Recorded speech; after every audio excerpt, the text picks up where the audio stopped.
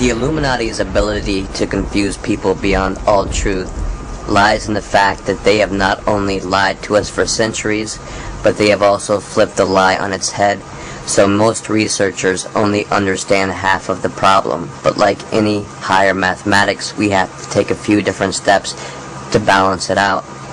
To use one of their terms, much will be brought to light if we see the mystery inside the riddle.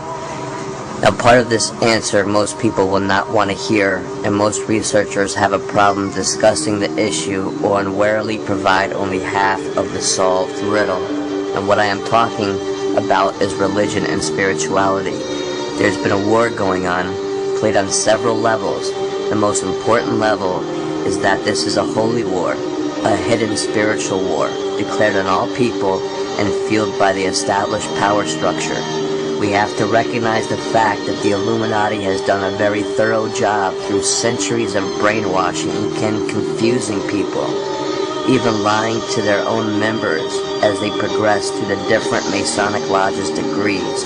The first truth we must uncover in this multi-step equation is that any and all religions are not all bad or not all good. There isn't one correct choice. I'm talking about every religion. They have all been touched by the Illuminati's priesthood. In fact, the main job for many people who have been professionally brainwashed since birth through the Monarch program is that they become clergy members. Still, we cannot say that all religion is bad either. This is what other researchers will have you believe, that every religion is a form of brainwashing.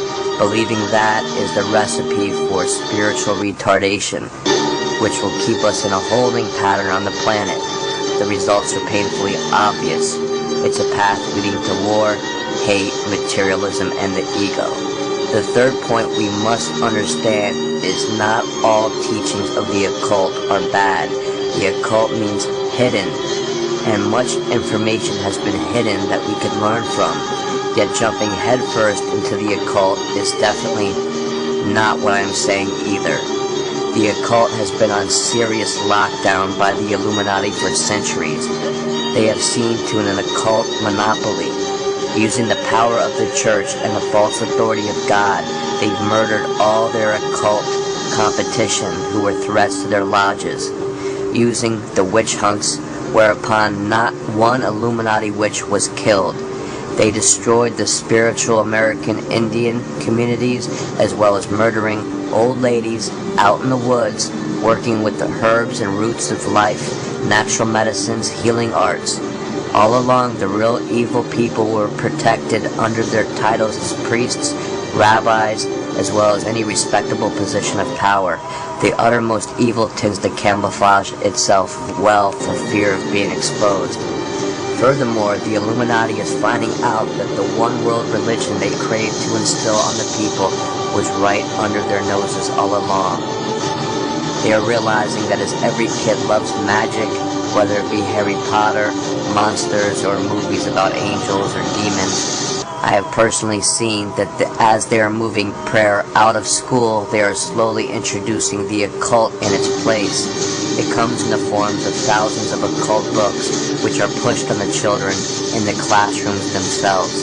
So we definitely cannot say the occult is all good, even though it can be a source of information that we cannot find anywhere else. Another big lie being foisted on the people is the lie that Jesus Christ did never exist.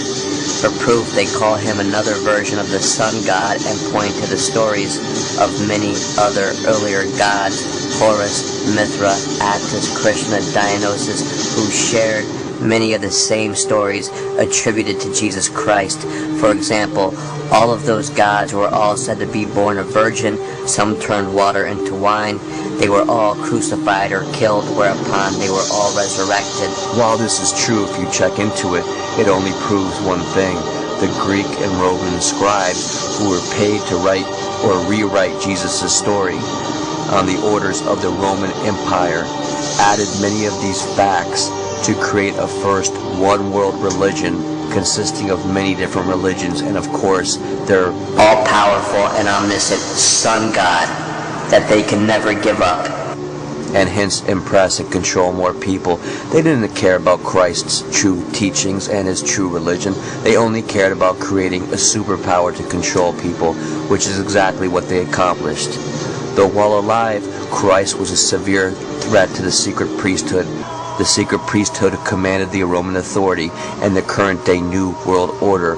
Christianity was always been under attack by the Illuminati, and they consider that one of the biggest threats to them, which is why they've gone to such lengths to infiltrate it. Yet personally, I always wondered about the turning water into wine story myself. I mean, why would Jesus introduce his superpowers to the world for the first time ever with such a cheap carnival trick? It seems kind of superficial. If they want that one back, they can have it. Jesus was better without it. In my opinion, he was better without all the miracles, if you ask me. Now, before any of you shout blasphemy, please hear this out. Jesus taught that he was the Son of God, teaching us that we were all God's children. Furthermore, God came into the world to experience this hard world that we all struggle through Jesus. Now tell me, would God truly experience the world as we do if he came down with all these special powers? A simple example would be like experiencing a video game someone else is struggling at, and then typing in the God code that gives you special powers, endless lives, and power. Are you truly experiencing the same video game? Or is God truly experiencing the world as we do? Or are we cheating?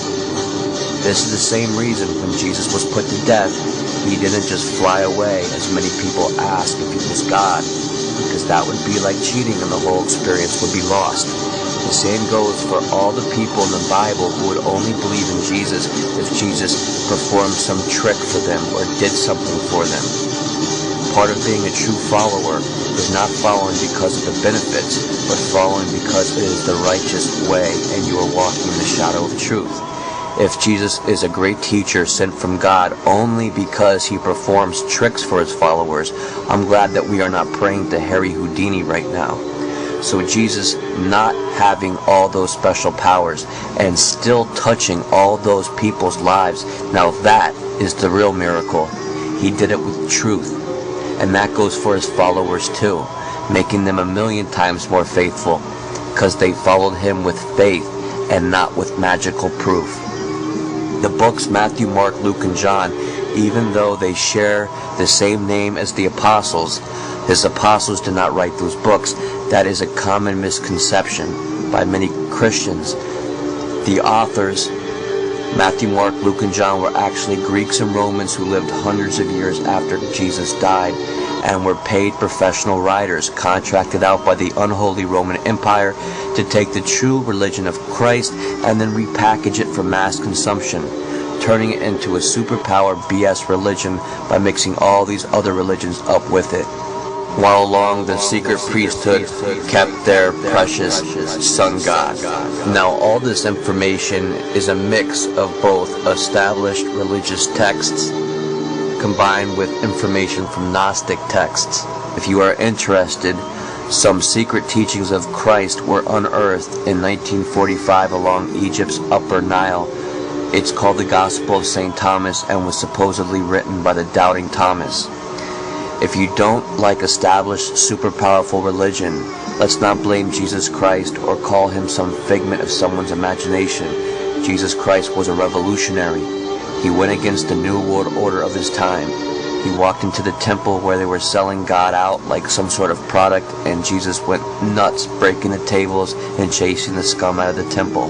There are many people who have studied the super powerful church or Zionists. They've seen all the wars and bloodshed and misery that have been caused, only to become Satanist or spiritual atheist, and have played right back into another trap of the Illuminati. Whereupon the other trap is set for others who simply think that believing in some established religious church is good enough, and that somehow saves them from doing any work or effort to make things better on the planet. And that's exactly, again, what the Illuminati want: unproductive or disengaged people.